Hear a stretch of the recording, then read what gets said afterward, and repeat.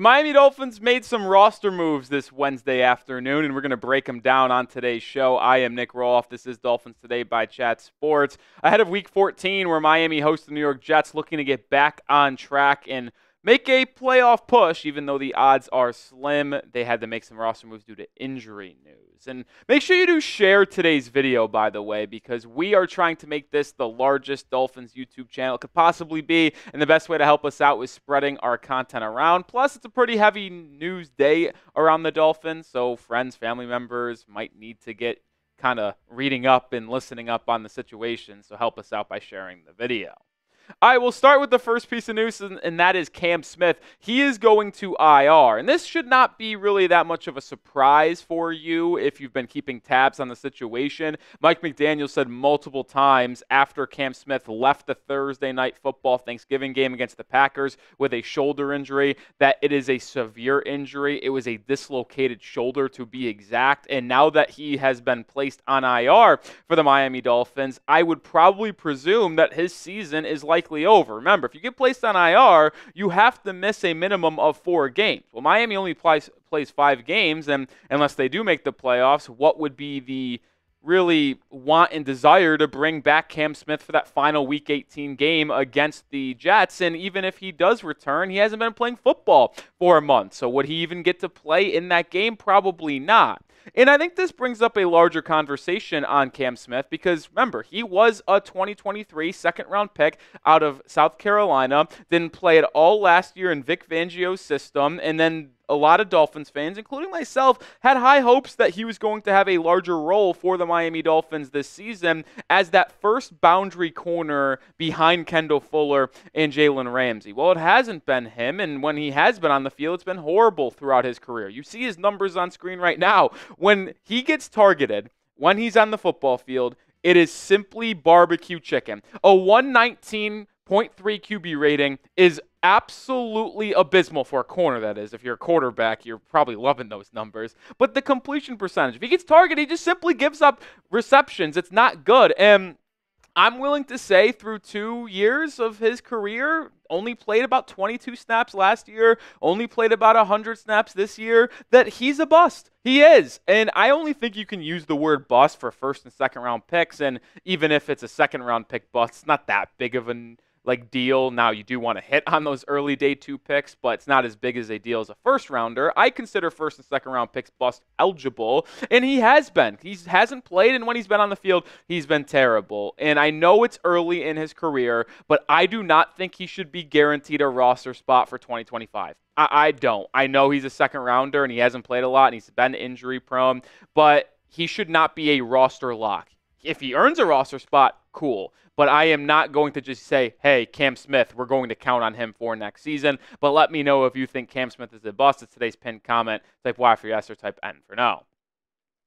All right, so let's finish the conversation here on Cam Smith in the cornerback room, because with him heading to IR for the 4-game stretch that we have ahead of us, this is where we stand. Now, Jalen Ramsey has been a mainstay for the Dolphins this season. He's actually been really good. Kader Kohou is still your nickel corner. We'll see if he plays this week, but he has a back injury that he's kind of nursing. We'll keep you updated on that. But with Cam Smith on IR, Storm Duck is now officially your first backup corner on the outside, and Ethan Bonner, who has been a healthy and active for pretty much the entire season, will likely be active every single game the rest of the season. Having 6 healthy corners on this roster, or active corners, because Kendall Fuller should be back this week for Miami. He missed the last 3 weeks against the Raiders, Patriots, and Packers due to that concussion he suffered on Monday Night Football against the Los Angeles Rams. It'll be good to have Kendall Fuller back out there because he has been very, very good this season when he's been on the field, only allowing a completion percentage of 56.5, not allowing many yardage.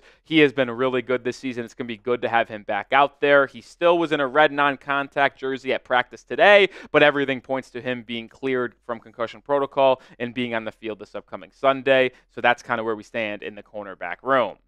With Cam Smith heading to IR, there was an active spot on this roster open, and it's being filled by Jackson Carman, the offensive lineman who has been on the practice squad all year. He has been signed to the 53-man roster. And I do want to shed some light on Jackson Carman because he is an offensive tackle, an offensive lineman, and he, like Cam Smith, was a former second-round pick. back in 2021 out of the Clemson University. And he is kind of a Swiss Army knife, if you will, for an offensive lineman. Played 342 snaps at right guard in 2021 as a rookie, but he has played offensive tackle in the past. He was ultimately cut by the Bengals after the preseason, and the Dolphins snatched him up and have stashed him on the practice squad for the entire year. And with an active roster spot open, they do bring Carman into the building, which I do like, actually, and we'll talk more about why they did that in just a second. But I like having Carman on this roster because, well, we know the Dolphins need some depth on that offensive line. We do got to tell you about Mando, the #1 whole body deodorant that is safe to use anywhere on your body. Created by a doctor who saw firsthand how normal BO is being misdiagnosed and mistreated.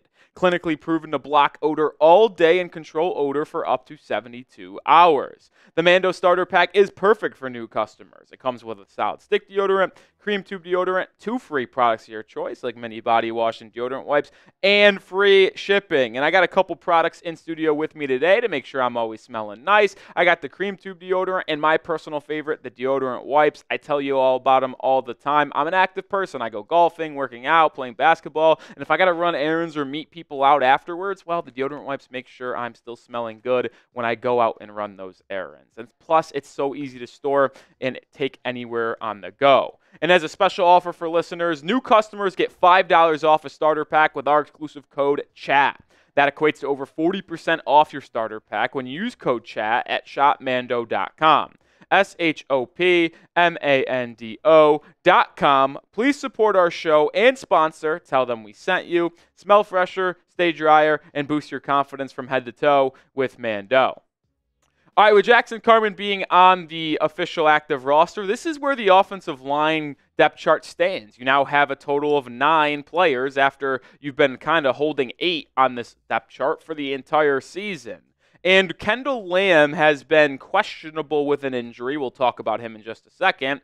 And with Austin Jackson on IR, I thought it was a good idea to bring Carman up to the active roster because he can play offensive tackle, he can play offensive guard. So now you have 2 guys on your depth chart that can play a variety of positions for the Dolphins offensive line. Isaiah Wynn, who probably would get the first call if a right tackle spot was needed. Now maybe they would go with Patrick Paul, but I could see them going with Isaiah Wynn first, and now you have Carman as well. And I think another reason why he was activated to the 53-man roster full-time is because, well, he has been elevated from the P squad to the 53-man on game days the max amount of time. So he was not eligible to do that again, which means he was either going to rot on the practice squad for the rest of the year or do absolutely nothing. And with Kendall Lamm being questionable for this game against the Jets on Sunday, it makes sense to add even more depth to this offensive line. Lamm is dealing with a back injury, elbow injury. Now, he did say today to reporters that he is going to be good to go and be okay. We'll see if he ultimately is healthy and playing on Sunday. Patrick Paul and Isaiah Wynn would likely be the first 2 guys that would get their numbers called if Lamm is not able to play on Sunday. But I do imagine he is going to be the starter for this offensive line on Sunday.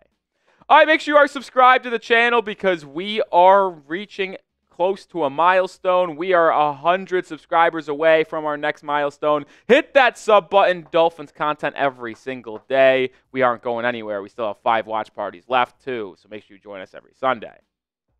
I did want to make this note as well. With Jackson Carman going from practice squad to active roster, there was an open spot available on the P squad. It was filled by Jason Maitre. He is a cornerback, and if that name sounds familiar, well, it's because he's been on the Dolphins practice squad earlier this season. We talked about how he was signed right after, I believe, 53-man roster cutdown day, but he returns to the Dolphins P squad. All right, another piece of news with the Miami Dolphins. Blake Ferguson, who has been on IR, was designated to return from the Dolphins today, so the long snapper will join this Dolphins roster again. He is going to be the 6th player designated to return from the IR slot. Remember, folks, you get 8 returns a season, so now with Ferguson likely being the 6th, you only have 2 spots remaining. The other people that were brought back, Tua, River Craycraft, Patrick McMorris, and Tyler Huntley. But I did want to make note of here are the Dolphins that are on IR that were put there at some point during this season that could be eligible to return. Cam Smith, obviously, out for the next 4. Tyus Bowser is going to be out another 3 games. Austin Jackson's done for the year. Braxton Barris is done for the year, and I don't think Grant DeBose is coming back. So for the Dolphins fans that may be concerned about the Dolphins only having 2 active slots available to have players return from IR, I don't see that as an issue because, like we just mentioned, what players are going to return in the final 5 games from that list? And if you're going to say, well, what about Bradley Chubb coming from the PUP list back? Well, that actually doesn't count. It's only IR designations that count against it. Since Bradley Chubb has been on the PUP list since training camp, and actually before training camp, he does not count for those 8 returns from IR, which means you have 2 spots available to bring a player back from IR, but I don't even think the Dolphins are going to use all 8 this season unless they get someone back like Cam Smith for a postseason appearance, which, like I said, that's kind of a low possibility as well.